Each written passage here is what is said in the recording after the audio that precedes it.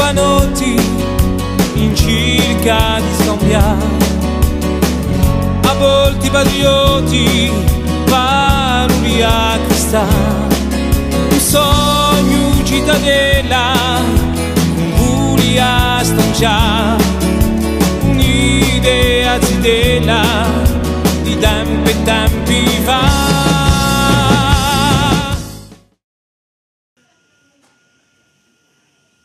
Eh bien, bonjour à tous. Donc, merci d'être venus pour cette nouvelle conférence. Vous savez qu'on est dans le cadre d'un cycle de conférences qui porte sur la Méditerranée, l'histoire de la Méditerranée, pour mieux éclairer celle de la Corse. Et ce cycle donc, est organisé par le Centre culturel universitaire et l'INEASEM. Donc aujourd'hui, nous avons le plaisir d'accueillir, j'allais dire de nouveau, M. Pomarède, qui était venu l'an dernier nous parler de l'esprit de croisade à l'époque moderne et qui aujourd'hui va nous parler de l'histoire de Venise.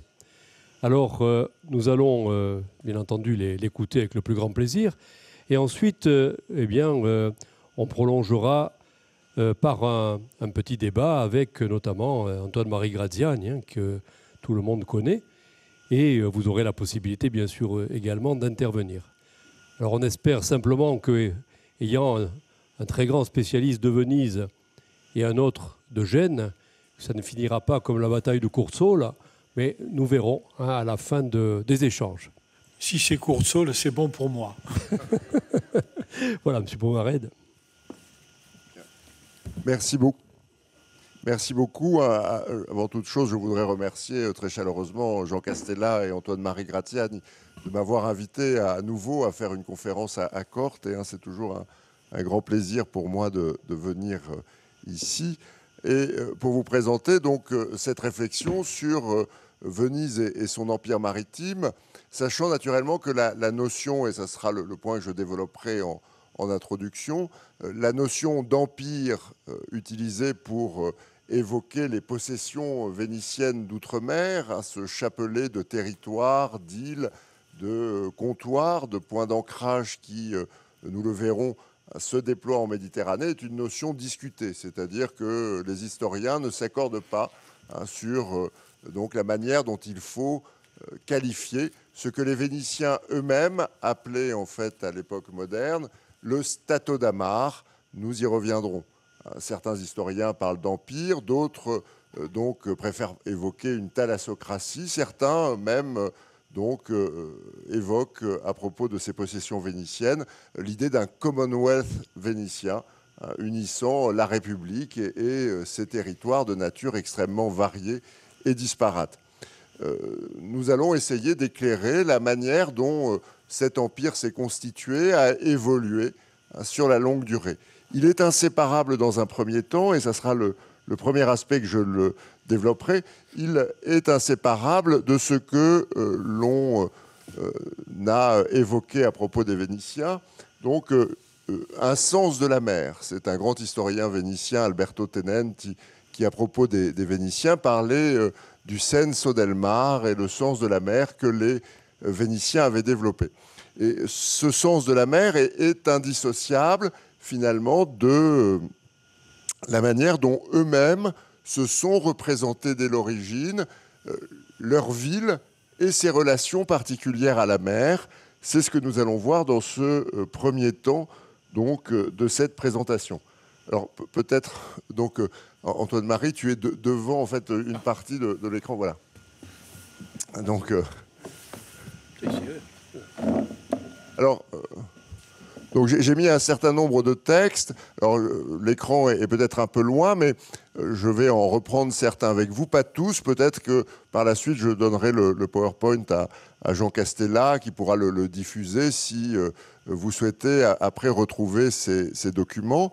La première idée que je voudrais avancer, c'est donc la particularité vénitienne liée à cette géographie extraordinaire que nous connaissons tous, de cette ville posée sur une lagune, parcourue de canaux, du plus grand d'entre eux, le Grand Canal, qui la sépare en deux, jusqu'à ces canaux qui s'immiscent au sein du tissu urbain, qui constitue une géographie très originale de Venise, que les contemporains, les Vénitiens de la période médiévale et de la période moderne, donc liés à la question de l'origine de Venise, une ville qui, selon les premiers chroniqueurs vénitiens, ceux qui vont donc faire l'histoire de la ville comme Jean Diacre au tout début du XIe siècle, soulignait la naissance de Venise sur les flots.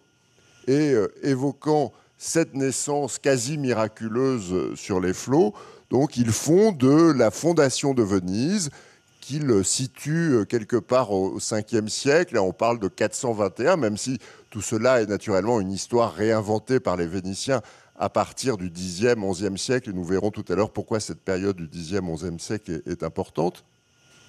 Donc ils situent donc la naissance de Venise au moment des invasions barbares. Ils expliquent que finalement, fuyant les barbares, des populations italiques se seraient réfugiées sur la lagune et là auraient, au milieu des flots, commencé à édifier ce qui deviendra Venise. Alors les archéologues ont nuancé naturellement bien après aujourd'hui ces récits des origines, mais ils sont intéressants parce que si l'on reprend ces textes, je reprends l'un d'entre eux, celui de Marc-Antonio Sabellico à la fin du XVe siècle. Je vais le lire pour vous.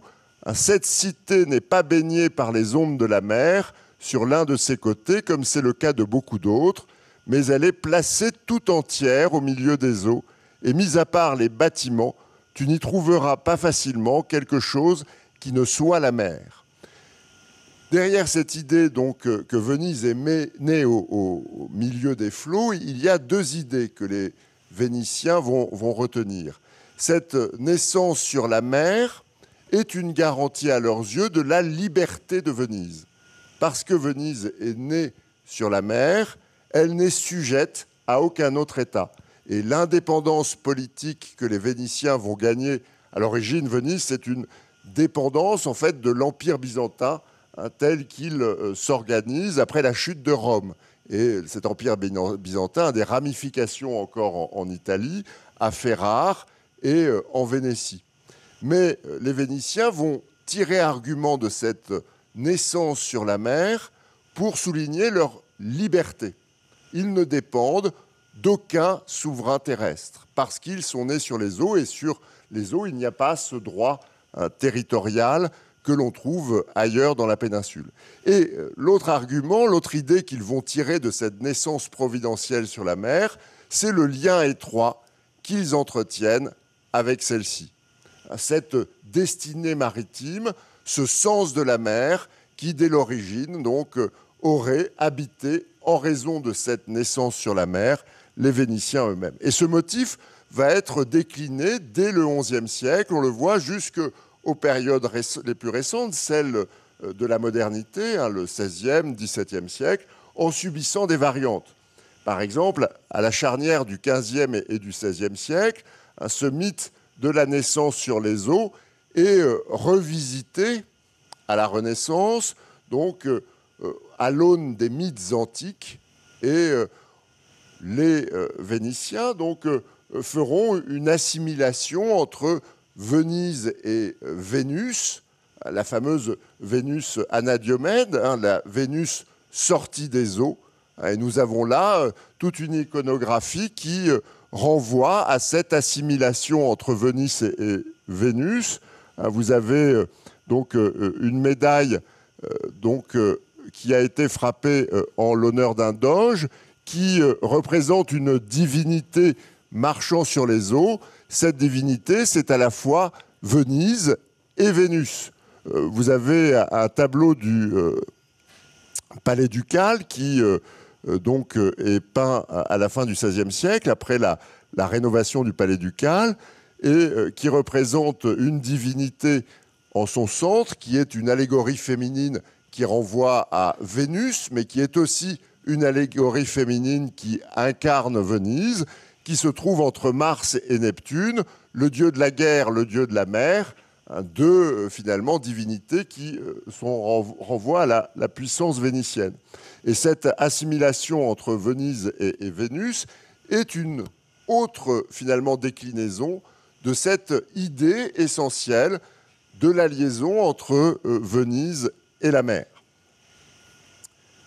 Dernier élément intéressant, donc la représentation que les Vénitiens se font de cette destinée maritime qui s'exprime par exemple sur ce plan donc, de Venise, le plan fameux de Jacopo de Barbari que vous avez à droite, un plan qui représente une vue de Venise donc, depuis l'altitude, qui souligne bien d'abord ce que je vous disais tout à l'heure, c'est-à-dire cette situation exceptionnelle de Venise qui, dans ce plan de Jacopo de Barbari qui date de 1501, représente finalement une sorte de ville qui est posée elle-même sur les ondes. Vous voyez que la mer enserre Venise. Alors naturellement, c'est la lagune, tout cela est sublimé dans le plan, avec l'activité maritime de cette ville de Venise qui est suggérée par le grand nombre de navires qui évoquent les commerces lointains de la République. L'ensemble étant placé sous donc, la protection de deux divinités qui sont présentes dans le plan de Jacopo de Barbari. Donc Neptune d'un côté, le dieu de la mer, naturellement toujours se renvoie à la mer dans la représentation de Venise. Et l'autre divinité présente dans ce plan, c'est Mercure, le dieu du commerce, qui souligne là encore la vocation à la fois maritime et marchande de la République. Et cette représentation de Venise devient aussi, pour les Vénitiens, une sorte de représentation symbolique du monde lui-même. Et c'est très intéressant de voir cela. Finalement, les Vénitiens ont vu dans la représentation de leur ville, dans ce plan, donc, comme une figuration de la carte du monde telle qu'on l'imaginait au début du XVIe siècle. Et vous avez là un exemple de ces cartographies du début du XVIe siècle en bas à gauche, qui s'inspire de la cartographie de Ptolémée et qui représentait les terres émergées comme entourées d'un vaste océan. Et donc, il y a aux yeux des Vénitiens une sorte d'analogie entre la représentation de Venise au milieu des flots et la représentation du monde elle-même entourée donc des océans. Et on retrouve cette idée d'analogie dans le petit texte que je vous ai reproduit en bas à droite, qui est un texte de Marc-Antonio Sabellico. Si quelqu'un contemplait donc la cité depuis l'un des points de vue les plus hauts, il lui semblerait voir une image de la terre entière au milieu de l'océan. Quand Sabellico, qui est un chroniqueur vénitien de la fin du XVe siècle et du début du XVIe, évoque donc cette vue aérienne de Venise qui ressemble au monde, donc il a naturellement dans l'idée ce plan de Jacopo de Barbari et il fait une assimilation entre le plan de Venise et la carte du monde. Cela renvoie à l'idée que Venise, placée au milieu des mers, donc ressemble finalement à un centre de la Terre, et cela donc souligne l'idée que la destinée de Venise se joue à travers le monde sur les mers. Alors il y a un dernier élément qui finit par en quelque sorte achever ce lien donc entre Venise et la mer, c'est la domination que les Vénitiens donc prétendent exercer sur l'Adriatique et au-delà sur les mers du monde. Une domination dont l'origine juridique se trouverait dans une donation que le pape aurait faite au XIIe siècle en faveur de Venise, donation d'une domination sur les mers. Alors, cette donation est un épisode que les Vénitiens mettent en avant dans leur historiographie, qui serait survenu dans un moment de confrontation entre la papauté et l'Empire, dans lequel les Vénitiens auraient joué le rôle de médiateur. Et en remerciement de cette médiation vénitienne, le pape aurait conféré au Doge de Venise, la souveraineté des mers. C'est un épisode donc, que l'on trouve raconté abondamment dans les histoires de Venise, telles que les Vénitiens eux-mêmes les racontent. Et vous avez ici 2 miniatures qui évoquent ces épisodes historiques, donc avec finalement donc une représentation de cette donation de 1177, de la paix entre le pape et l'empereur par l'intermédiaire du Doge de Venise qui est ici représenté, et ici donc l'épisode qui a suivi de cette donation de la souveraineté sur les mers. C'est au nom de cette donation de 1177 que les Vénitiens prétendront par la suite exercer une domination maritime sur l'Adriatique qu'ils baptisent le Golfe. Donc ils golfent pour souligner là encore l'emprise qu'ils exercent sur celui-ci. Et cette donation de 1177, elle est commémorée chaque année, donc le jour de l'Ascension, par une fête civique, rituelle à Venise, qui joue un rôle à la fois commémoratif, mais aussi donc de représentation de cette domination. C'est ce que l'on appelle la fête de la Sensa, que l'on connaît aussi comme la fête des épousailles de la mer. Fête des épousailles de la mer, qui est la fête du rituel civique vénitien républicain la plus importante à l'époque moderne, que nous avons ici illustrée par ces tableaux de Francesco Guardi, qui donc représente cette fête de la Sensa au début du XVIIIe siècle. Que se passe-t-il lors de cette fête? Chaque année, le jour de l'Ascension, le Doge de Venise monte sur la galère d'apparat de la République, que l'on appelle le Bucentaure.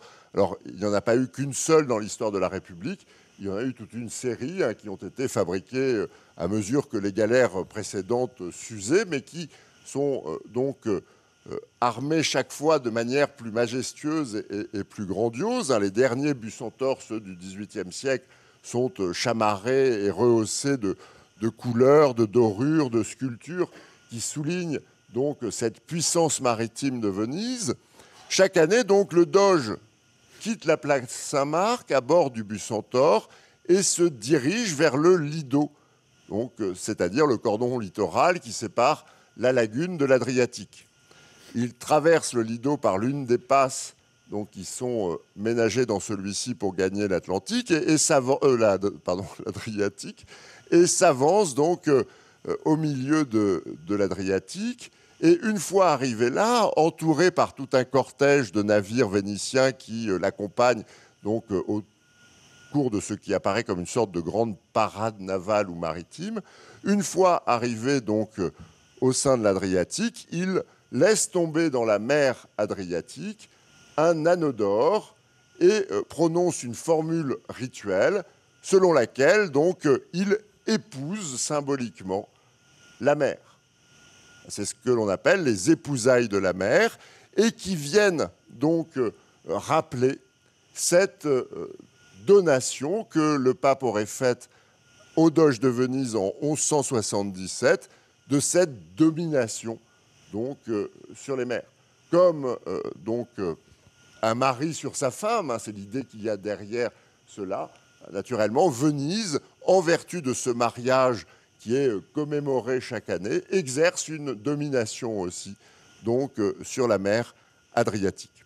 Donc, pour résumer ce sens de la mer des Vénitiens, il tient à plusieurs éléments qui composent finalement une vision originale du lien que Venise entretient avec les mers, vision qui va fonder l'expansion maritime de la République et donc la constitution du Stato d'Amare.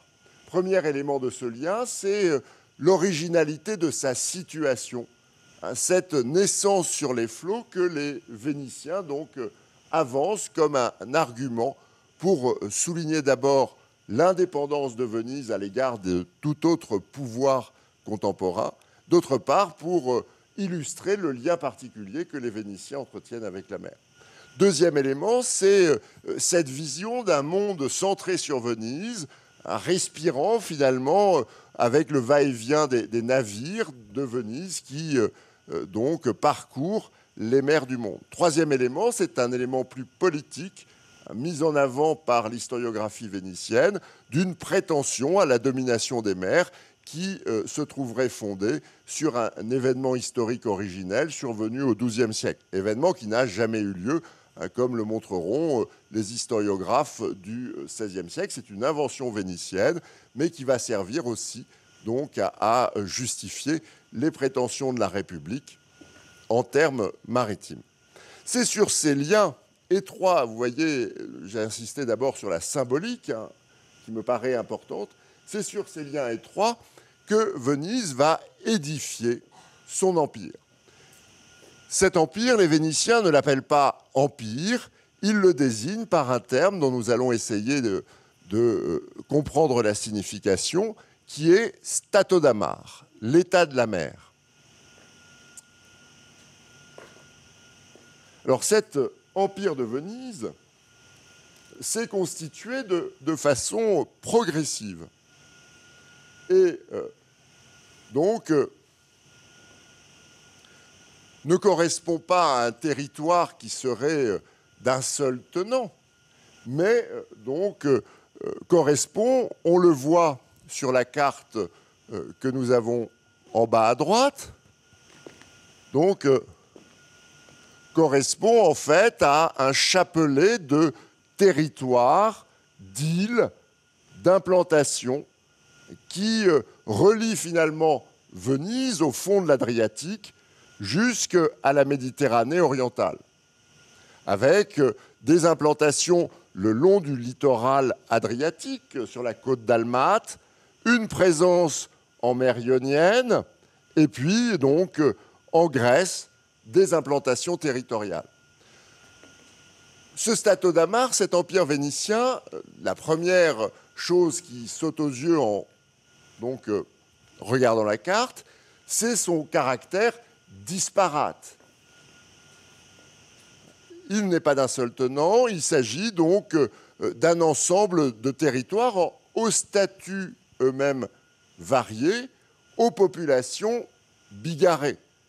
Dans cet empire vénitien, on trouve des territoires grecs, on trouve aussi des territoires slaves, donc il n'y a pas d'uniformité de cet empire. Cette caractéristique découle en fait de modes de constitution très progressifs de ce stato d'Amar par tout un ensemble de conquêtes, d'appropriations qui se déroulent elles-mêmes selon des modalités très diverses, qui s'amorcent à partir du XIe siècle, donc avec les premières expéditions vénitiennes qui sont organisées en direction du littoral dalmate autour de l'an 1000. Le point de départ de cette expansion maritime de Venise se déroule quelque part au XIe siècle. Il est intéressant de voir que c'est justement à ce moment-là aussi que se constitue cette historiographie vénitienne qui insistera sur la liberté originelle de Venise, sa naissance sur les eaux, où que va être inventée cette idée de la donation sur les mers. C'est-à-dire que l'expansion de l'Empire vénitien se déroule au moment même où les Vénitiens vont forger finalement toute cette idéologie de la mer que j'évoquais dans ma première partie, qui vient justifier cette expansion maritime. Alors, je ne vais pas ici détailler chaque étape de cette expansion, mais plutôt évoquer les grands moments de celle-ci. Elle commence autour de l'an 1000 avec les premières implantations vénitiennes sur la côte dalmate. Elle connaît un développement spectaculaire en Méditerranée orientale après 1204. 1204, c'est véritablement un tournant donc, de la constitution de cet état de la mer vénitien. C'est la 4e croisade qui est détournée en direction de Constantinople, à laquelle participent les Vénitiens, et qui conduit à l'instauration, à la place de l'Empire byzantin, pendant une brève période, d'un empire latin d'Orient, avec la conquête de la capitale byzantine par les croisés de la 4e croisade. De cette 4e croisade, les Vénitiens vont recevoir en tribut pour leur victoire une partie de l'Empire byzantin, et notamment la possession d'une partie de la Grèce, des îles ioniennes et aussi de la Crète, qu'ils vont donc progressivement conquérir à partir du XIIIe siècle. Parmi les grandes acquisitions de la période suivante, il y aura à la fin du XVe siècle l'île de Chypre, qui sera donc donnée à la République. C'est ainsi que sur la longue durée, entre finalement donc le XIe siècle et la fin du XVe, le début du XVIe, se constitue donc à travers l'Adriatique et la Méditerranée orientale, donc cet empire vénitien qui se conçoit comme une sorte de réseau, lui-même servant d'appui à ces routes commerciales que les négociants vénitiens parcourent en direction de l'Orient. Nous le voyons, des principaux ports donc, de Méditerranée orientale, et puis en direction ensuite de l'Occident. Je reviendrai dans un instant sur la question du commerce comme fondement de la puissance vénitienne dans ma troisième partie. Alors, ce Stato d'Amar donc, devient, dès la fin du Moyen-Âge, une partie intégrante de l'État vénitien. Les Vénitiens, en effet, se représentent leur État comme un État tripartite. Et il faut bien avoir à l'idée cela quand on étudie Venise. Alors, quand on parle de Venise ou de la République de Venise, on pense à la ville de Venise. Et naturellement, elle joue, cette ville de Venise, un grand rôle au sein de l'État vénitien. Elle est le cœur des institutions politiques de la République de Venise. Et c'est à Venise que vit ce patriciat vénitien qui est l'âme des institutions vénitiennes, la noblesse vénitienne qui tient véritablement les rouages de la République. Mais Venise n'épuise pas à elle seule l'État vénitien. Cet État vénitien, je vous le disais, est tripartite. Il est fait de Venise même, que les Vénitiens appellent la dominante, signe naturellement du pouvoir qu'elle exerce sur la République. Mais à cette dominante s'ajoutent deux autres composantes, ce qu'ils appellent la terre ferme. La terre ferme, ce sont les possessions vénitiennes sur le continent, en Italie. Ces possessions de terre ferme se sont donc constituées au XIVe et au XVe siècle par la conquête au détriment des seigneuries, des villes donc de la plaine du Pô. Et c'est ainsi qu'au XIVe et XVe siècle, les Vénitiens se sont emparés de tout un chapelet de villes, Vérone, Padoue, Vicence, qui constituent la terre ferme vénitienne. La terre ferme, c'est la deuxième composante de l'État vénitien. Et la troisième composante, c'est celle que nous étudions, c'est le Stato d'Amar. Et ces trois composantes constituent la République de Venise. La dominante au cœur, Venise, le Stato d'Amar, les possessions de l'Adriatique et du Levant, et donc, de l'autre part, la terre ferme. La représentation symbolique de la République de Venise sous l'emblème allégorique du lion de Saint-Marc évoque cette tripartition de l'État vénitien. Vous le savez, Venise a un lien étroit avec Saint Marc, l'évangéliste, dont les reliques ont été rapatriées à Venise au IXe siècle et installées dans ce qui devient la basilique Saint-Marc, qui donc aujourd'hui est visitée par les touristes par milliers. C'est à l'occasion donc de ce rapatriement des reliques que Saint Marc devient le saint patron de la République, comme Saint Georges est le saint patron de la République de Gênes. Mais cela va, dans le cas de Saint Marc, au-delà, puisque l'animal emblématique de l'évangéliste Saint Marc, le lion, va devenir aussi progressivement donc l'emblème de la République de Venise. Et cette appropriation par Venise de cette figure animalière qui était d'abord étroitement associée à l'évangéliste, à saint Marc, elle se fait progressivement. Au XIIIe siècle, le lion de saint Marc apparaît sur les poids officiels de la République. Au XIVe siècle, il apparaît sur les sceaux. Au XVIe siècle, sur les monnaies. Progressivement, le lion devient ainsi donc l'emblème de Venise. Et ce lion de saint Marc, dans ces représentations que nous avons ici sous les yeux, évoque bien donc l'ensemble de la République dans ces trois dimensions. Prenons, c'est encore plus clair sur la figure du bas, hein, qui est donc une représentation célèbre de ce lion de saint Marc que l'on doit à Carpaccio, qui se trouve au Palais Ducal. Vous le voyez, donc, ce lion se profile avec en arrière-plan la République de Venise et, on le voit ici, le Palais des Doges. Cela renvoie à la fameuse dominante que j'évoquais donc à l'instant, le cœur des institutions vénitiennes. Mais ce lion de Saint-Marc est aussi représenté, vous le voyez, avec les pattes avant sur la terre ferme. Cela renvoie à la deuxième composante de l'État vénitien, cette terra firma que j'évoquais tout à l'heure, les possessions vénitiennes de la plaine du Pô. Et donc, il a en revanche les pattes arrière sur la mer, et cela renvoie au Stato d'Amar, à cet empire maritime vénitien que je vous présente. Ce lion de Saint-Marc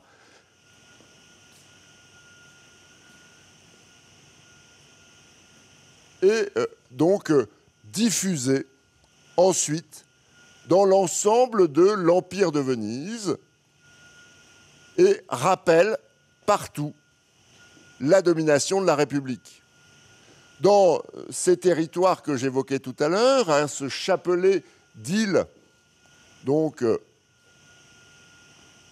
nous évoquions tout à l'heure, on retrouve partout représenté ce lion de Saint-Marc, emblème de Venise.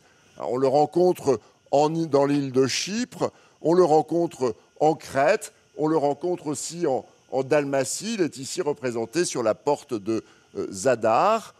Cet emblème animalier de Venise, donc, qui évoque la République dans sa totalité, est ensuite diffusé dans les possessions vénitiennes et souligne donc l'emprise, la domination que la République exerce sur celle-ci. Alors, ces territoires de l'Empire vénitien, à l'époque moderne, jouent un rôle essentiel dans la définition de l'identité politique de Venise, au-delà donc de cette conception tripartite de l'État vénitien.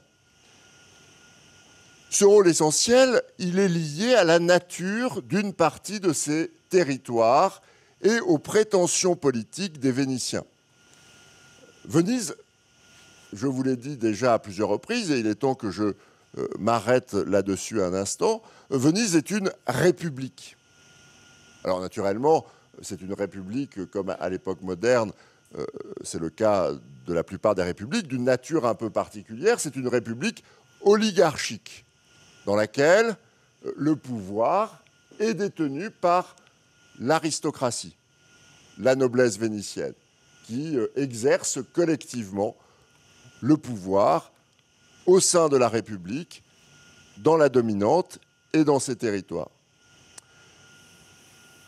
Le problème de Venise, et c'est un problème que rencontrera aussi la République de Gênes, c'est que elle demeure république dans une Europe où le fait monarchique devient prépondérant à partir de la fin du Moyen-Âge, avec la constitution de grandes monarchies nationales comme la France, l'Espagne, l'Angleterre, qui finissent par imposer leur puissance à l'échelle du continent européen et qui, naturellement, menace la position politique donc, de Venise au sein de ce continent.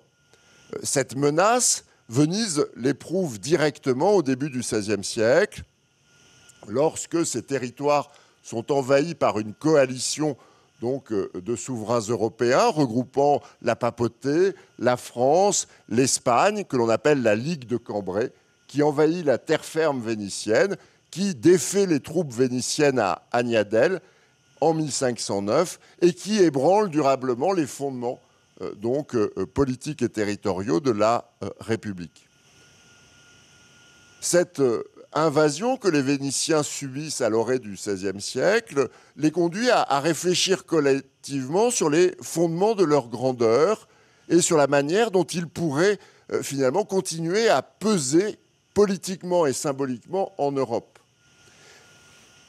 Ces déboires du début du XVIe siècle sont à l'origine en fait d'une revendication par la République de Venise d'une position royale qui lui permettrait de se comparer aux souverains du temps, à ces grands monarques que sont devenus le roi de France, le roi d'Espagne ou le roi d'Angleterre. Cette revendication d'un titre royal vénitien qui lui permettrait en quelque sorte, pour le dire familièrement, de continuer à jouer politiquement dans la cour des grands, cette revendication d'un titre royal par la République de Venise, qui peut paraître complètement paradoxale, Venise, donc, la justifie avec son Stato d'Amare, avec ses territoires du Levant, et notamment, donc, avec deux d'entre eux qui jouent un rôle essentiel dans cette justification de la royauté vénitienne, la Crète et Chypre, qui sont qualifiés de royaumes. De même que, finalement, dans l'idéologie politique génoise, la Corse, elle-même considérée comme un royaume, a pu jouer aussi un rôle similaire, même si, naturellement, il n'a peut-être pas été aussi poussé du côté de Gênes qu'il le sera du côté de Venise, qui justifie sa participation à ce que l'on appelle le club fermé des têtes couronnées, donc par ces royaumes de Candie et de Chypre, qui deviennent, aux yeux des Vénitiens au XVIe siècle, un élément incontournable de la définition de leur souveraineté et de la définition de la place de Venise, donc, dans l'Europe moderne. C'est ainsi que le Stato d'Amare, donc, participe de façon intime à l'affirmation de l'identité politique européenne de Venise à l'époque moderne. Alors, sur quoi repose cette puissance maritime de Venise à la fin du Moyen Âge et au temps moderne? Comment donc cette république lagunaire, dont nous avons vu la naissance, a-t-elle pu ainsi constituer et faire fonctionner durablement un empire maritime étendu à l'Adriatique et au Levant? C'est la question que nous allons aborder dans une troisième partie, où nous allons nous intéresser au fondement de la puissance vénitienne. Alors naturellement, plusieurs éléments pourraient être ici mobilisés. Je me tiendrai à trois éléments principaux et ensuite, je m'intéresserai dans un quatrième moment de cette troisième partie à la manière dont tout cela fonctionnait concrètement. Alors, premier élément donc, de cette puissance vénitienne au sein du Stato d'Amare, c'est naturellement la mise en défense de ces territoires que Venise va ainsi progressivement agréger au sein du Stato d'Amare. Les Vénitiens, donc, ne se sont pas contentés simplement d'occuper ces places, ces îles, ces ports qui forment ce chapelet de territoire qui constitue le Stato d'Amare. Ils ont aussi donc fortifié ces territoires. Ils se sont installés en construisant un peu partout des forteresses, dans la mesure où l'expansion de l'Empire vénitien ne s'est pas faite sans confrontation. On évoquait tout à l'heure la rivalité avec Gênes, notamment au XIIIe et au XIVe siècle, qui, Gênes avait elle aussi développé un réseau, un empire, pourrait-on dire, de la même manière que Venise, donc en Méditerranée orientale, jusqu'en mer Noire et au comptoir de la Tana notamment. Venise et Gênes sont entrés en rivalité. Et puis, Venise, il faut bien le dire, finira par l'emporter sur Gênes en Méditerranée orientale, et elle s'y opposera à un autre adversaire, sans doute plus redoutable par la suite que les Génois, les Ottomans, à partir donc de la fin du XVe siècle. Nous y reviendrons tout à l'heure dans ma dernière partie. Mais donc, pour faire face à ces antagonismes, Venise donc a perpétuellement entretenu, renouvelé, consolidé son système de défense dans son empire, construisant des forteresses, renforçant les villes. C'est un travail dont témoignent les archives vénitiennes, travail de nature inlassable. Les gouverneurs vénitiens qui se succèdent dans chacun de ces fragments d'empire travaillent inlassablement à la construction de nouvelles défenses, à la restauration de celles qui ont été construites.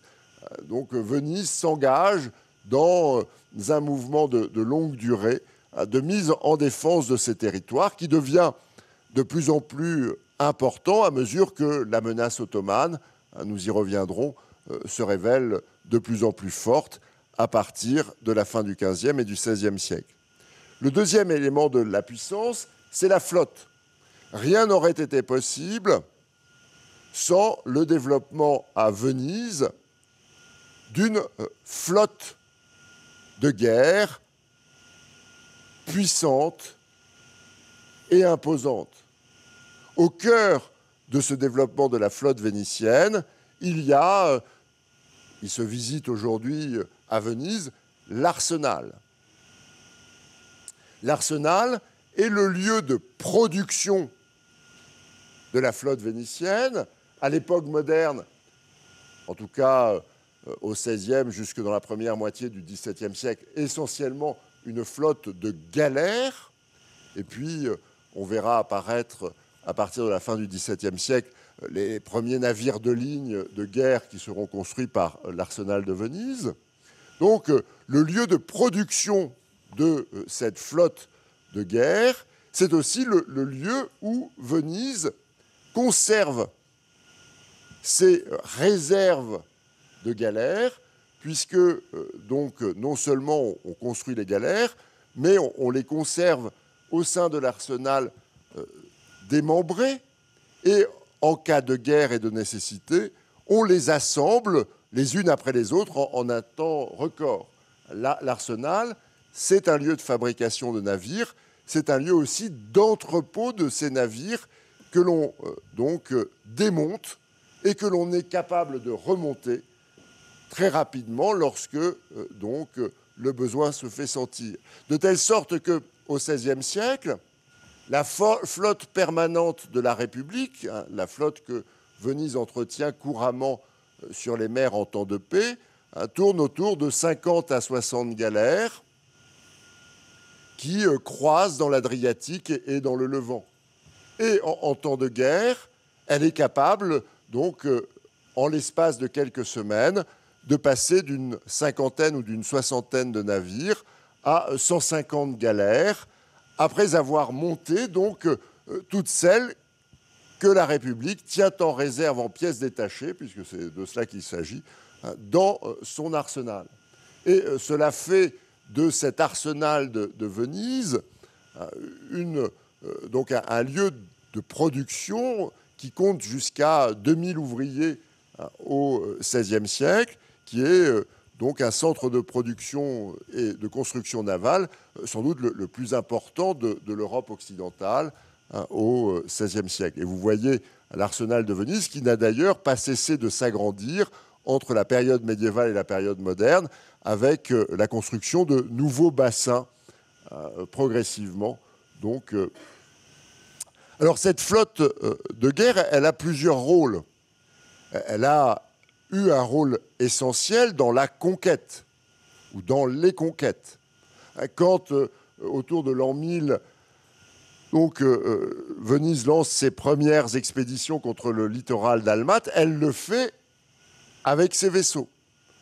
La 4e croisade en 1204 donc, est en grande partie transportée sur des navires vénitiens qui jouent un rôle essentiel dans le détournement de celle-ci vers Constantinople. Donc, cette flotte de Venise, par la suite, participera aux grandes opérations de conquête de la République. Mais elle est aussi un instrument de défense. Donc, aussi bien contre les Génois, les guerres entre Venise et Gênes se dérouleront largement sur mer, donc au XIIIe, XIVe siècle, que plus tard contre les Ottomans. Songeons à la bataille de Lépante, en 1571, dans lesquelles les galères de la République jouent un rôle majeur aux côtés des navires de l'Espagne, de la Papauté, de Gênes et y compris de quelques galères venues aussi de Corse. Enfin, donc, l'escadre ou les escadres de la République jouent un rôle essentiel dans le fonctionnement même du Stato d'Amare. Nous avons vu que ce Stato d'Amare est éclaté, dispersé, c'est un chapelet de territoires. Ce qui fait l'unité de ces territoires, c'est la circulation incessante des escadres de la République d'un territoire à l'autre. C'est véritablement cette présence sur les mers qui, donc, donne à l'Empire maritime de Venise son unité. Enfin, naturellement, cette expansion maritime, cette présence au sein du Stato d'Amare a un coût.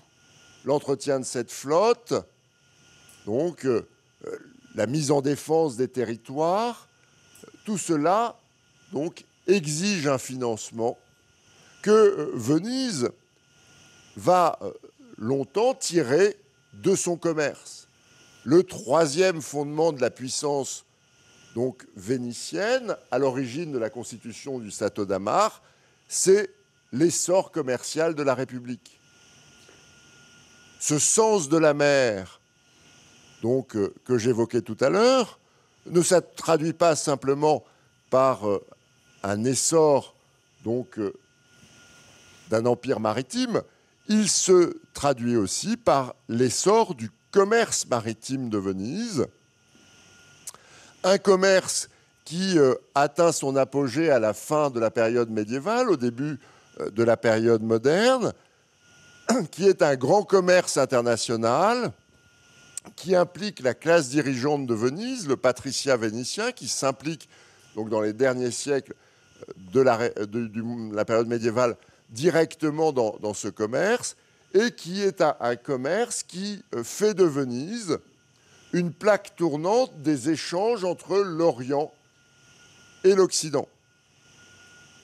Les négociants vénitiens vont en Orient se fournir dans les marchandises qui confluent vers les ports de Méditerranée orientale, que ce soit les ports d'Égypte ou de Syrie ou encore Istanbul, marchandises qui elles-mêmes proviennent d'Extrême-Orient, du monde indien à travers des circulations de caravanes ou des circulations maritimes à travers l'océan Indien et le golfe arabo-persique ou la mer Rouge, et qui confluent en Méditerranée orientale.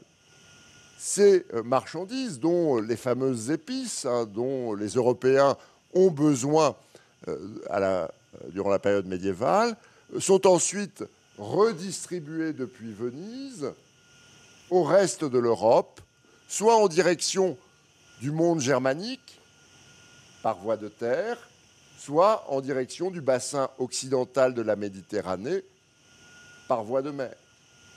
Les négociants vénitiens, durant la période médiévale, et c'est ce qui fait faire la fortune de Venise, finalement tiennent, alors ils ne sont pas les seuls, mais ils imposent quand même donc une forme de domination dans ce commerce avec l'Orient, tiennent finalement depuis Venise un commerce nécessaire à l'Occident et dont ils sont les acteurs principaux. Ils vont chercher en Orient donc, ces biens dont l'Europe a besoin, ils les réexportent et en même temps, ils exportent en direction de l'Orient une partie des productions européennes. Vous voyez, donc ils jouent véritablement un rôle d'intermédiaire. Et le Stato d'Amar joue un rôle essentiel dans ce commerce. Vous le voyez, il offre en fait donc aux navires commerçants de la République qui gagnent la Méditerranée orientale, il offre, ce Stato d'Amar, tout un ensemble d'escales sur les routes maritimes du Levant. Ce qui permet de sécuriser le commerce vénitien en direction de la Méditerranée orientale.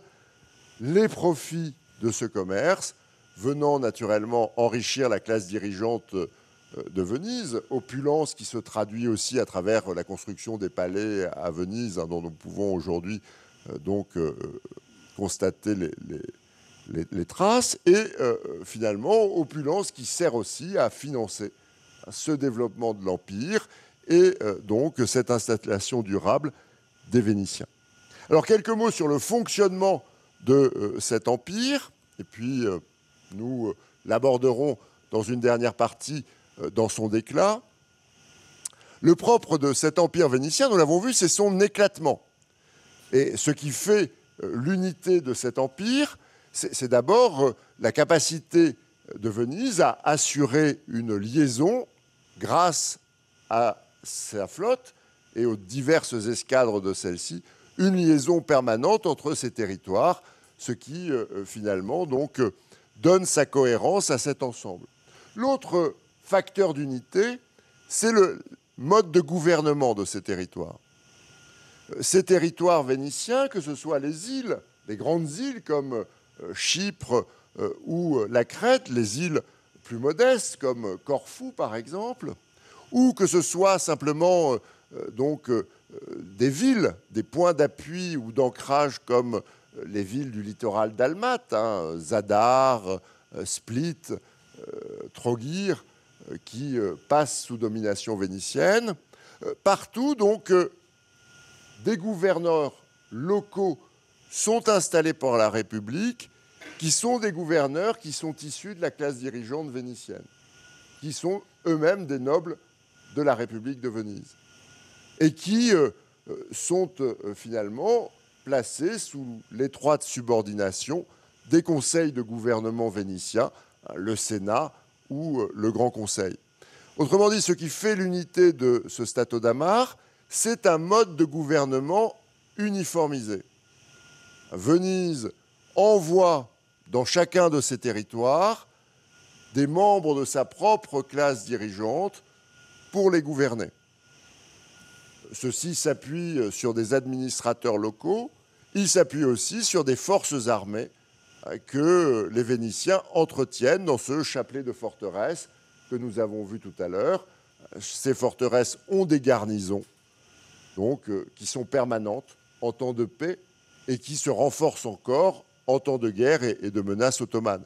Et ces garnisons donc, l'Adriatique et du Levant sont composées essentiellement, non pas de Vénitiens, elles, mais de mercenaires recrutés à travers l'Europe, et notamment en Italie. On y trouve aussi un grand nombre de Corses qui trouvent à s'employer dans les garnisons vénitiennes au XVIe et au XVIIe siècle, en temps de guerre comme en temps de paix. Donc cette unité du Stato d'Amar tient aux liaisons maritimes d'une part et à cette circulation constante de navires. Elle tient aussi d'autre part à cette uniformité du gouvernement, cette présence de patriciens vénitiens que l'on retrouve, que l'on rencontre dans chacune des parties de cet empire. Alors, dans une dernière partie qui me servira aussi en quelque sorte de conclusion, je voudrais donc évoquer ce que l'on peut appeler le temps du déclin donc, de ce Stato d'Amar, de cet empire de Venise. Une grande partie de ce déclin est liée à la confrontation qui s'affirme avec l'Empire ottoman à partir de la fin du XVe siècle et qui se traduit par une réduction de l'Empire vénitien, comme nous allons le voir, donc liée à la perte de territoire qui passe sous domination ottomane. Mais d'autres raisons peuvent être invoquées, plus structurelles, finalement, au déclin de cet empire vénitien. La première raison, c'est la marginalisation commerciale de la Méditerranée à partir, donc, des premières décennies du XVIe siècle. Même si, naturellement, il faut aussi relativiser cette marginalisation. Il n'en demeure pas moins que, avec l'entrée dans la modernité, on assiste à un phénomène de globalisation des échanges et finalement d'extension très large des horizons européens, à la fois avec la découverte du nouveau monde américain, mais aussi avec l'établissement de liaisons directes, vous voyez, entre l'Europe et donc l'Asie, et notamment le monde indien, de liaisons maritimes directes à travers le contournement de l'Afrique, auquel les Portugais travaillent depuis le début du XVe siècle. Vous savez qu'à partir du début du XVe siècle, d'Henri le Navigateur, les Portugais vont progressivement descendre étape par étape le long de la côte africaine pour parvenir enfin à la doubler à la fin du XVe siècle et à tracer ainsi une route directe en direction de l'Inde, ce qui signifie pour les Portugais donc en direction des lieux d'approvisionnement en épices. Et ces routes nouvelles, notamment le contournement de l'Afrique, eh bien, finalement, donc, font baisser les flux d'épices sur les voies traditionnelles qui conduisaient celles-ci en direction donc, des ports de Méditerranée via l'océan Indien ou donc les routes caravanières. De telle sorte que désormais l'Europe peut aussi s'approvisionner en épices à d'autres sources que la source vénitienne, notamment grâce à ces voyages directs que les navigateurs portugais, puis par la suite les Hollandais et les Anglais au XVIIe siècle, entreprennent en direction de l'Orient. Cela a un impact fort sur le commerce vénitien. Alors, le commerce vénitien avec l'Orient continuera, mais la valeur ajoutée de ce commerce, les profits que les Vénitiens peuvent en espérer, donc déclineront en raison de ces nouvelles concurrences. Et donc, cela amoindrit l'importance du commerce vénitien. Cela fait perdre à la République une partie du monopole qu'elle exerçait dans le commerce avec l'Orient. Et enfin, cela conduit à l'intérieur de la République de Venise à finalement une réorganisation du commerce. Les classes dirigeantes de Venise, qui jusqu'alors étaient très impliquées dans le grand commerce vénitien, se retirent de donc celui-ci, réinvestissent leurs capitaux plutôt en propriété foncière, en terre ferme, ce qui naturellement conduit aussi à un déclin de ce commerce. Voilà pour les éléments structurels. À ces éléments structurels, naturellement, donc la pression ottomane liée à l'essor territorial et maritime de l'Empire ottoman, qui entre en confrontation directe avec Venise à la fin du XVe siècle. Cette pression ottomane ajoute un facteur conjoncturel de déclin de l'Empire. Vous le voyez, entre la fin du XVe siècle et le début du XVIIIe siècle, donc, ce ne sont pas moins de 7 guerres que les Vénitiens livrent aux Ottomans. Et il est symptomatique de souligner que dans la plupart de ces conflits, ce sont les Ottomans qui ont l'initiative. C'est l'attaque par les Ottomans de territoires vénitiens qui plonge la République dans la guerre. Il n'y a qu'une seule exception, en 1684, donc, ce qui permettra aux Vénitiens d'ailleurs de provisoirement reprendre pied en Orient, mais à une seule exception près, à la guerre de 1684-1699, qui a lieu dans un contexte très particulier, au lendemain de l'échec des Ottomans devant le siège de Vienne en 1683, qui provoque un recul ottoman et qui offre à Venise la possibilité de profiter de celui-ci pour tenter de reprendre pied en Orient. À cette seule exception près, l'ensemble des conflits qui opposent les Vénitiens aux Ottomans sont des conflits qui s'engagent à l'initiative des Turcs, qui, en fait, attaquent les uns après les autres les territoires de Venise.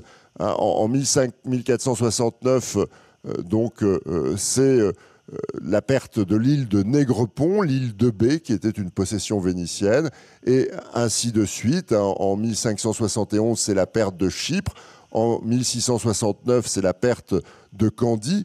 Finalement, de la Crète, c'était le nom que les Vénitiens donnaient à la Crète. Donc, ces conflits récurrents avec les Ottomans se soldent progressivement par une réduction de ce Stato d'Amar, au point que, finalement, au début du XVIIIe siècle, alors que s'achèvera ce grand cycle de guerre, la dernière guerre qui oppose Venise aux Ottomans est la guerre qui se déroule entre 1714 et 1718, qui s'achève par la paix de Passarowitz en 1718, et le XVIIIe siècle sera un siècle de paix relative entre Venise et les Ottomans. Il y aura parfois des tensions, mais il n'y aura plus de conflit déclaré entre la République et l'Empire ottoman, pour une bonne raison. C'est que désormais, l'Empire vénitien, au début du XVIIIe siècle, se limite à l'Adriatique, aux possessions dalmates et aux îles ioniennes. Il n'y aura plus de présence vénitienne en Méditerranée orientale. Celle-ci a été entièrement effacée par l'expansion ottomane au XVIe et au XVIIe siècle. Alors, cette expansion a provoqué une crise de l'identité politique vénitienne. Et j'achève donc mon propos par cela. Je vous disais que finalement les Vénitiens avaient trouvé dans ce Stato d'Amar et dans la possession de ces royaumes en Orient, qui étaient l'île de Chypre ou l'île de Crète, avaient trouvé un élément qui permettait à la République de justifier les prétentions qu'elle avait sur la scène européenne, de se maintenir au même niveau que les têtes couronnées. Venise se prétendait royale et prétendait négocier d'égal à égal avec le roi de France, avec le roi d'Espagne, parce qu'elle possédait en Orient des royaumes. Or, ces royaumes, elle les perd au XVIe et au XVIIe siècle. Au XVIe siècle, elle perd le royaume de Chypre. Au XVIIe siècle, elle perd le royaume de Crète. Et la perte de ces royaumes, donc, est vécue par les Vénitiens eux-mêmes comme donc une sorte de crise d'identité. La perte de ces royaumes menaçant le rang que la République prétendait exercer donc, sur la scène européenne. J'ai ici rassemblé des documents, mais que vous pourrez lire. Je ferai passer donc le PowerPoint à Jean Castella pour qu'il puisse le diffuser ensuite. Des documents donc, qui renvoient à cette perception politique de la possession de ces royaumes. Or, en 1669, Venise a perdu tous ses royaumes. Elle se trouve désormais orpheline de ces territoires qui donc fondaient sa prétention royale, cette prétention royale elle-même étant nécessaire pour pouvoir dialoguer d'égal à égal avec les grands monarques du temps. Et à la fin du XVIIe siècle, Venise n'aura de cesse de retrouver un royaume. Et l'entrée en guerre de Venise contre les Turcs que j'évoquais tout à l'heure en 1684 est offerte à la République, certes par une opportunité, les reculs ottomans après le siège de Vienne. Elle est aussi motivée par la volonté de reprendre pied en Orient et de retrouver un royaume qui permette à la République de persévérer dans ses prétentions royales. C'est pour ça que dans les années 1680, les Vénitiens se lanceront à nouveau dans une grande aventure impériale qui sera la conquête du Péloponnèse. C'est ce qu'on appelle aussi la Morée, c'est-à-dire, vous voyez, la péninsule qui se trouve au bout de la Grèce, l'ensemble du Péloponnèse, que les armées vénitiennes vont reconquérir entre 1684 et 1688. Ce Péloponnèse a été ciblé par les Vénitiens parce qu'il est lui aussi un royaume, le royaume de Morée. Et cette reconquête par les armées vénitiennes de cette Morée, de ce Péloponnèse, redonne ainsi provisoirement à la République l'un de ces royaumes donc, sur lesquels elle fondait les prétentions de sa puissance. Et pendant l'espace de quelques décennies, la conquête du Péloponnèse s'achève en 1688, pendant l'espace de quelques décennies, le Péloponnèse, passé sous domination vénitienne, va devenir une sorte de laboratoire impérial pour la République qui va chercher à organiser sa domination sur ce territoire essentiellement peuplé de Grecs. Nous sommes donc en Grèce, qui va chercher à organiser sa domination sur ce territoire pour la rendre le plus durable possible. Cette domination vénitienne sur le Péloponnèse s'achèvera cependant en 1714, lorsque les Turcs décideront de le reprendre. Et en 1714, les armées ottomanes pénètrent dans le Péloponnèse et reprennent en l'espace d'une campagne l'ensemble de ce territoire que les Vénitiens avaient mis plusieurs années à conquérir entre 1684 et 1688. Et avec cette reconquête du Péloponnèse par les Ottomans, c'est la fin donc de ces grandes ambitions impériales vénitiennes qui voient finalement leur domination désormais se replier sur ce qu'ils appelaient eux-mêmes le Golfe, l'Adriatique, où ils continuent d'être présents, que ce soit sur le littoral dalmate ou encore dans les îles Ioniennes, mais non plus donc cette expansion en Méditerranée orientale qu'ils avaient pu avoir jusqu'alors. Voilà, donc je vous remercie pour votre attention et je suis prêt naturellement à répondre aussi tout à l'heure à vos questions si vous en avez.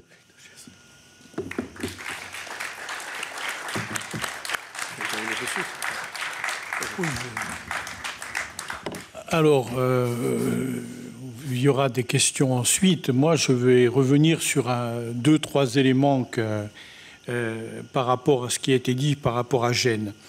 La question que citait Géraud tout à l'heure, c'est-à-dire la question des têtes couronnées. C'est une question qui a touché aussi Gênes au cours du XVIIe siècle. C'est-à-dire que, en fait, le problème génois a été marqué par le fait que le pape ait annoncé que les républiques passeraient derrière les cardinaux, derrière toute une série. Et donc les Génois ont été obligés de se préoccuper à leur tour d'avoir un royaume. Ce royaume, on a une petite idée de la manière dont les Génois ont agi. Ils ont envoyé un document au pape en expliquant qu'ils avaient été à la tête de toute une série de royaumes. Alors il y avait la Crète, il y avait Chypre, il y avait la Sardaigne, la Corse, etc., etc. Et en fait, dans la réalité, il ne leur en restait qu'un, il leur restait la Corse. Et donc, ça les a amenés, en 1637, c'est le doge donc, Agostino Pallavicini. Agostino Pallavicini va se faire couronner. Il va se faire couronner avec la couronne donc, de roi de Corse. L'idée, si vous voulez, c'est dans la représentation qui est faite, on l'avait présenté dans l'expo Corsica Genovese, on a Agostino Pallavicini qui est assis. À côté de lui, il a un personnage bifront, c'est-à-dire avec les deux faces, qui représente en fait Gênes. C'est Janua, c'est un jeu de mots entre Janua et Genova. C'est-à-dire Janus, le dieu donc à deux visages, et avec Yanua, la porte. Il y a toute une série d'éléments, si vous voulez, qui font partie du vocabulaire qui explique ça. Et ce qui se fait, c'est donc il y a le représentant donc de Gênes, et de l'autre côté, il y a une femme, et cette femme, elle a les attributs qu'on donne à la Corse depuis Cesare-Ripe. C'est-à-dire qu'à la fin du XVIe siècle, Cesare-Ripe a réalisé un ouvrage qui s'appelle l'Iconologie, dans lequel il a expliqué la représentation de beaucoup de choses, notamment des qualités, etc. Et puis, et à côté de ces qualités, les représentations de régions de l'Italie. La Sardaigne, la Corse, etc. Et donc la Ligurie, bien sûr. Et dans la représentation de la Corse, c'est une représentation d'une femme qui a à côté d'elle un chien féroce. Sur le document donc d'Agostino Pallavicini et de son couronnement, on voit donc à la fois le représentant de Gênes et la représentation de la Corse, tout simplement pour donner à Gênes, le statut de tête couronnée. Donc on a exactement le même cas de figure que pour Venise. Deux autres éléments signalés par Géraud tout à l'heure, la présence de Corses au service de Venise. Alors ces Corses au service de Venise, c'est beaucoup mieux connu maintenant, il y a toute une nouvelle historiographie sur la question. En fait, dans la deuxième moitié du XVIe siècle, au lendemain des guerres qui ont touché la Corse, la guerre des Franco-Turcs et ensuite la guerre de San Piero, la République de Venise, qui est en conflit donc avec le monde turc, même si ce conflit n'est pas totalement ouvert, si vous voulez. Il n'est ouvert qu'à certaines périodes. Ça, c'est un élément important aussi à comprendre. C'est-à-dire qu'en fait, Venise est aussi considérée et représentée par une partie du monde chrétien comme étant un peu le traître. Si vous voulez, c'est ce qui refuse de combattre en fait l'ennemi musulman. Et cet ennemi musulman qu'on a en tête de combattre, et notamment autour du pape, c'est le jeu du pape, c'est le jeu aussi de l'autre acteur du conflit, c'est-à-dire l'Empire, eh bien, ces différents personnages voient dans Venise quelque chose qui trahit complètement la cause. Alors, autour de l'année 1570, au moment où il y a un nouveau conflit avec le monde turc, on va avoir une recrudescence de demandes de la part de Venise auprès de Gênes pour avoir des troupes.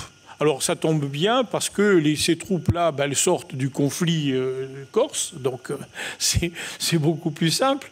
Et on va avoir cette chose absolument extraordinaire. Les Vénitiens demandent 500 soldats. En fait, dans la réalité, ils vont en obtenir 800. Et sur les 800, en fait, lorsqu'on regarde bien, l'encadrement, c'est l'encadrement génois. C'est, si vous voulez, ce sont des officiers génois. Le reste, ce sont des soldats corses qui ont participé déjà donc au conflit précédent et qui vont donc s'organiser et être envoyés ils vont être notamment engagés à Candie, c'est-à-dire en Crète. Et on a un document assez parlant. Au lendemain de la guerre de Candie, le noble 12 l'orateur qui représente les nobles 12 auprès de Gênes fait un grand discours en expliquant que la Corse est veuve de Candie. C'est-à-dire qu'en fait, les Corses sont tombés extrêmement nombreux. Et on a des documents assez amusants aussi, d'ailleurs. On a même un remariage d'une femme qui se retrouve bigame parce que son mari avait été annoncé comme mort à la guerre contre les Turcs, et le mari réapparaît. C'est le retour de Martin Guerre, à nouveau. Et en fait, dans la réalité, il arrive à nouveau et c'est patatras, elle s'est remariée en cours de route. Donc on a effectivement cette chose-là. Et en sachant une chose, c'est que en 1613, lorsque le gouverneur de la Corse est Giorgio Centurione, Giorgio Centurione fait un état justement de la présence des Corses dans les armées des différentes puissances, notamment des puissances italiennes. À cette époque-là, il considère que les Corses sont 1500 au service de Venise. C'est-à-dire qu'en fait, Venise est le principal preneur sur le marché des soldats corses de cette période-là. 1500 soldats corses au service de Venise. Et on a, tout au long du XVIIe siècle, tout un tas de familles qui vont être tout à fait représentatives de ces soldats au service de Venise. Une des principales familles, c'est la famille Giafferi. C'est-à-dire que Don Luigi Giafferi est en fait, lorsque vous regardez, ça fait l'objet d'une donation à un moment donné aux archives de Haute-Corse, il y a tout un fonds qui concerne la famille Giafferi, et on voit de manière claire que le père de Giafferi et son grand-père, etc., ses oncles ont été au service de Venise. Il y a là quelque chose qui est assez remarquable. Et ensuite, ce qui a été démontré, notamment ça fait l'objet des rencontres d'Île-Rousse à un moment donné, c'est que ce sont... Pour l'essentiel, c'est venu de Venise, les questions liées aux révolutions de l'île et à l'engagement d'un certain nombre de familles qui ont été au service de Venise et qui ensuite s'engageront dans les révolutions de Corse. C'est vrai pour les Giafferi, c'est vrai pour les Giapiconi, c'est vrai pour toute une série de familles, si vous voulez, notamment de cette zone du nord de la plaine orientale, qui ont donné pas mal de soldats au service de Venise. Voilà, c'est les choses que je voulais signaler par rapport au discours. Ce qui est important à bien comprendre, c'est effectivement ces périodes de paix et ces périodes de guerre, parce que lorsqu'on voit la question de la Prevesa, lorsqu'on regarde la question de l'Épante, on se rend compte qu'en fait, dans la réalité, c'est dans des périodes très courtes, les périodes de guerre où Venise s'engage aux côtés de l'Empire, notamment de l'Empire espagnol, sont des périodes très courtes, parce que pratiquement constamment, Venise reprend sa liberté par rapport à ça, pour être peut-être l'objet d'une explication supplémentaire.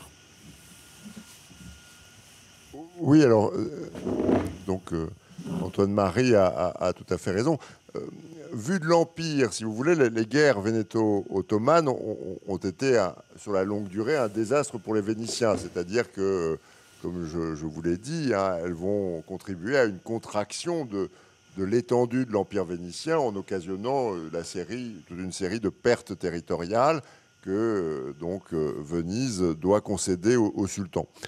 Simplement, si l'on reprend la chronologie de ces guerres, on se rend compte malgré tout que ces guerres sont des guerres courtes la plupart du temps, à l'exception notable de la guerre de Candie, et j'y reviendrai dans un instant. Donc les 7 guerres qui opposent les Ottomans aux Vénitiens à partir de la fin du XVe siècle sont des guerres qui se déroulent entre quelques années et tout au plus une dizaine d'années, qui en général, en fait, se soldent pratiquement toutes par une victoire de l'Empire ottoman qui conquiert telle ou telle pièce de l'Empire vénitien, et donc par une paix conclue rapidement par les Vénitiens qui entérinent finalement leur perte territoriale et s'empressent de signer la paix avec le sultan pour donc rétablir le commerce entre leur empire et l'Empire ottoman. L'exemple le plus frappant de cela, c'est la guerre de Chypre, qui est marquée par la bataille de Lépante et la grande victoire donc chrétienne sur la flotte ottomane. La guerre de Chypre commence en 1570 lorsque les Ottomans débarquent dans l'île de Chypre et attaquent donc l'un des joyaux de l'Empire vénitien.